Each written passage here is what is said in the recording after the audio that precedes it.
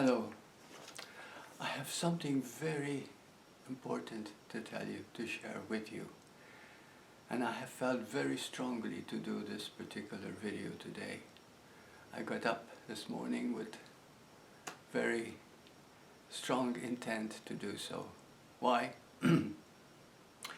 It was this particular email that I received which represented so many others, and it goes something like this.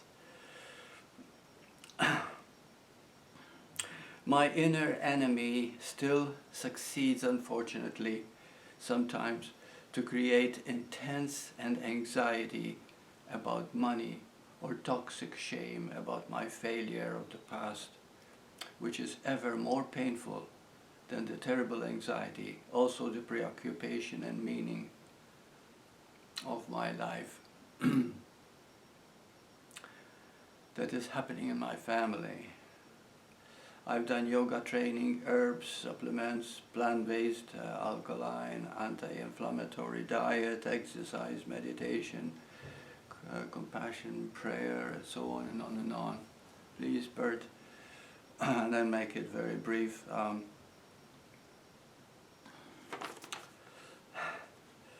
Can you say a few words to this effect to help? It is about time that I did this video. It's a very important one, extremely important. But there are two things that I've got to explain. What is the Holy Spirit and who you really are. These two facts have been to be embedded in you as a reality. Let me tell you something about myself in order to clarify what I mean by all this. I used to work as a physiotherapist in Toronto and also studying psychology at the time. And this was in 1973. And one day, being very unhappy because I wasn't doing the work that I intended to do, my boss wanted me to do more promotional work and being a salesman and in entertaining the members so that they paid their annual fee, which was quite extensive, to this exclusive club which I belonged. And in my unhappiness, as I was going to work on a Saturday morning, I was met with a vision. I cannot tell you the effect it had on me. It was this beautiful elderly gentleman looking at me with eyes I will never forget, who spoke inside my head and told me how all truth is this moment,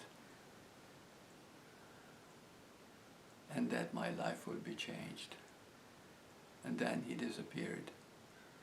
And because I was studying psychology at the time, I thought I was hallucinating. I didn't want to talk to anyone. I went to work and I was a little disoriented, but I could not forget the face. 6 months down the road, I was walking in Yorkville, this is Toronto, and there was a new bookstore. It was called the Bookseller. I went downstairs to this bookseller and the first book I saw lying on the shelf was the face of this elderly, beautiful gentleman that looked at me, that appeared to me 6 months earlier. And it was called The Life and Teachings of Bhagavan Ramana Maharshi. I took this book home with so much excitement because I kept saying to myself, oh my God, this is real, this is real. It wasn't hallucinating. You know, it wasn't in just my mind. And I read the book. It was only $1.60, a few pages. And I read it twice throughout the night. I didn't sleep. The next morning, I went to work and I gave my discharge. I quit. I walked away and went into a Meehan Avenue in Toronto, called a basement apartment with an Italian family, and all I wanted to do was meditate and chant his name. But the reason I'm mentioning this experience is because later on I found out that this elderly gentleman who actually existed and passed away in 1950, whose name is Sri Bhagavan Ramana Maharshi, he did not appear to me. It was the Holy Spirit, or rather the Holy Spirit took the form of Bhagavan Ramana Maharshi.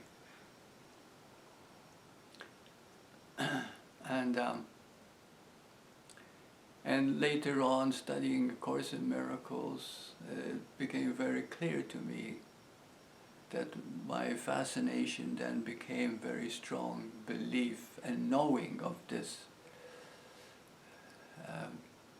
Holy Spirit. Another case happened too quite recently, about 2 months ago or so. I was asked to give 2 seminars in China, in Beijing and Shanghai, and when I arrived, there was a beautiful reception at the airport, and I was very deeply touched, you know, and I was given a bouquet of flowers, and I treasured them, and and when I was alone in my room, in my hotel room in Beijing, lying down with the wall on my left, the wall disappeared, and an angel appeared. It was a beautiful face, as a bright light. It didn't last very long, just a few seconds, and the message was with so much radiant love. And the voice said, "Teach only love, for that is who you are." Anyway, to make a long story short, we spent a week in Beijing and 1 week in Shanghai, and we had hundreds of students, and it went very well. In fact, when I asked them to start seeing themselves as I am light and I am love, because that is the Holy Spirit in you, it became a song in the videos that were taken of the seminars. The reason I'm mentioning this is because I want to make you feel how real that the Holy Spirit is. The Holy Spirit can take any form. I have had many people write me, and they said one day in my car I was stuck. I didn't know where to go. I was panicked. And then one day, and then out of the blue, a gentleman came over to my door and helped me start the car and go on my way, and I never saw him again. Could this have been the form of a Holy Spirit? Oh yes.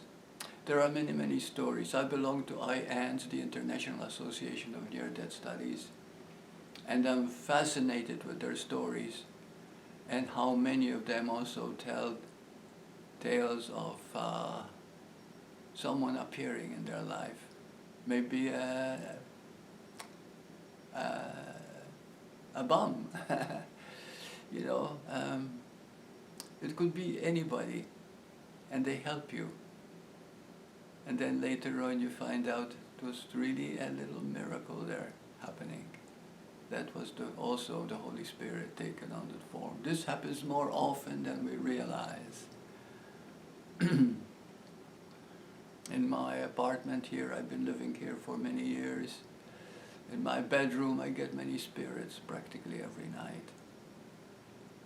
I don't claim to understand who they are, what is happening, but I know one thing, that is for sure, that the Holy Spirit in me is in everyone, and it is only one Holy Spirit. And and I call it a human being. Please understand this very clearly. You are a human being. In other words, you are playing a human role as John and Mary and Burt. And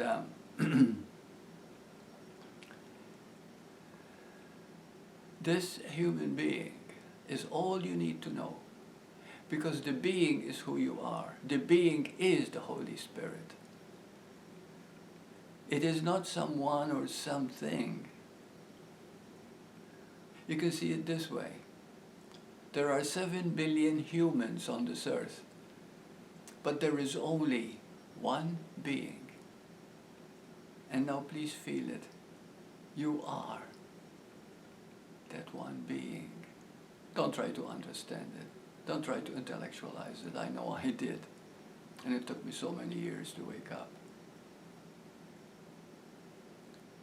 In 2007, I had a light experience. I was dying. I was with my wife, Sylvia, at the time. And at the Vancouver General Hospital. And I was out of the body for a couple of minutes, and I experienced the light, and I saw the light. And I realized that the light was myself. So this was your being, because I was outside the body. And then I returned to the body, and so on. So the reason I'm mentioning the Holy Spirit, because you see, this is the only way. It's not the only way, but the fast way to simply heal yourself from any problem. So many people, so many letters I get every day, and it pulls at my heart. But you see, there is only one thing to do. And what is that one thing? It's called forgiveness. But let me clarify this. I've been a hypnotherapist for 30 years, from the psychology that I learned and being with people. Yes, and I've had many healings. Many people healed their particular problem, particular anxiety. But what happened is that as I look back upon all these many stories and experiences, is that they didn't radically transform. They didn't grow from it. They simply got rid of their problem. That's not good enough. We need something more, something clearer and simpler and more immediate. And that is called forgiveness. Now please understand that forgiveness is not forgiving someone. It's not even forgiving yourself. And another thing, you're not really forgiving anything. In other words, you're not really forgiving anyone for what they have seemingly done. It is seeing that there's nothing that has been done. It is to see with clear perception, clear seeing. Let me explain a little more. The being that you are is one. It takes many forms. Sometimes we call it, we've had many lives, many lifetimes. But all they were is just different bodies. But it was always you, the one being. Feel this. This one being is who you are. This one being is perfect. This one being is love. This one being is joy. It is the highest feeling that you can have. Now, whenever you are not feeling good, you are not in your being, you are not in your right mind, so to speak, so says the Course. You are in your ego mind. Ego mind is the fear, the guilt, the shame in you, that you believe you are. You see, we do not believe that we are good enough. We don't believe that we are the Holy Spirit itself, the I am of you. We believe we are incomplete.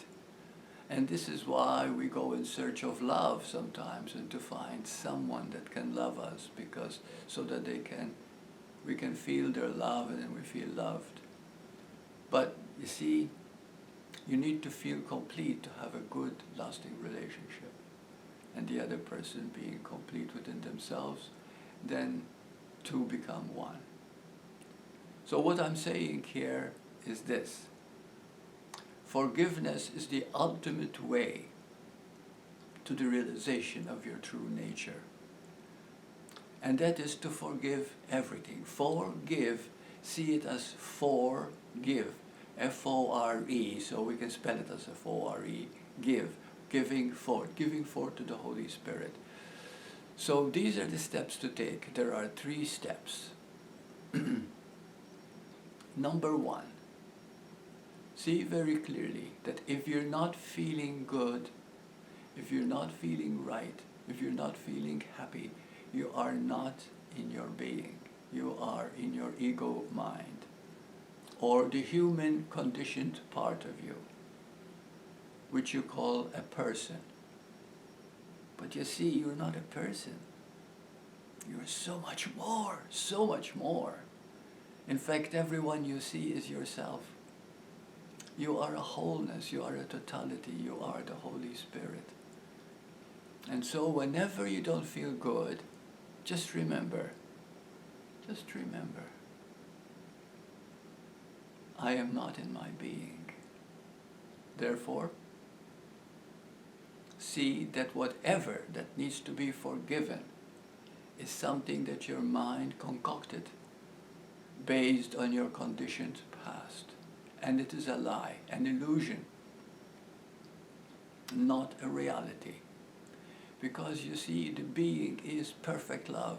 The being is unconditional love. The being is joy. Great, happy, fulfilling joy. That is the very nature of being. And it is not something you assume, it's something that you already are the moment you are able to put aside the false you, which is the ego mind, the past. Don't try to go to your past to solve your problems. I know that this is what psychology does and psychiatry does and hypnotherapy did, but which is okay, but okay is not good enough. You need to transcend it, and you can only transcend it here and now in this moment. Because anything that happened in the past is the past and it's gone and it's finished. You are a being, you're not human. Although the human is chasing after the being all the time. You don't need to chase after it. All you need to do is take a deep breath and be. You are now, even as you listen, this being. You are the Holy Spirit. And there is nothing that the being cannot help you with. For example, let's say you're not feeling good enough right now. Okay? How do you forgive it? Well, first of all, if you're not feeling good enough, it means you're not in your being. You are somehow caught in some thought. And remember, we get caught in thought. We don't create those thoughts specifically and deliberately. They just come. And then we believe them when we accept them. And so we suffer. But you are not that. You are this moment itself. So, you have to see that whatever you need to forgive is not something tangible, but only what your mind made up.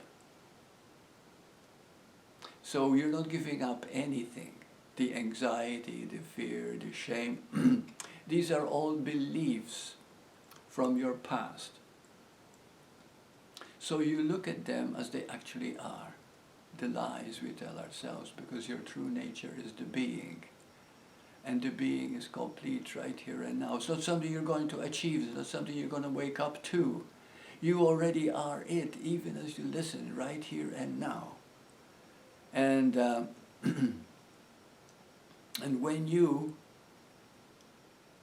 forgive it, you give it to the Holy Spirit.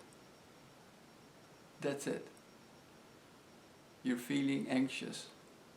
Now there's one way of doing it. For example, let's say you're not feeling good. Okay, I can ask you, well, truly and sincerely and honestly, how would you rather feel right now? Instead of depressed and angry and shamed and all that. You'd rather feel good, right? Good. Then get into that pure state of yours, which already is feeling good. And that's forgiveness. You forgive it over to the Holy Spirit because that is who you are. And then number 2, the next step of forgiveness is say, thank you. I feel better already because I claimed my true state. Yes, I might have lost some money, or I might have been taken advantage of, whatever that means. But then again, it's because these are lessons I need to learn. How can I learn it unless I forgive it to the Holy Spirit? So you learn every time that whenever you don't feel good, you give it over to the Holy Spirit. The moment you forgive it, at that very moment, you begin to feel that which you really want to feel. Feeling good. Feeling all right. And then be grateful and say thank you. Thank you for giving me the strength and courage and insight to be able to do this. This is not a belief, this is not a religion, this is not a philosophy. This is very practical. It works. It worked for me. I'm not the brightest guy in the world, that's for sure. But if it works, and it's the main thing. And I've done Skype sessions with quite a few people, and I gave them the 5 points in order to empty the mind, and quite a few of them have been very successful. If you'd like more guidance regarding this, please write me, but I would appreciate a donation so that I can go into detail. I can spend time on explaining it to you, and you'll send me donation via PayPal to burtharding@shaw.ca. Thank you so much. Namaste.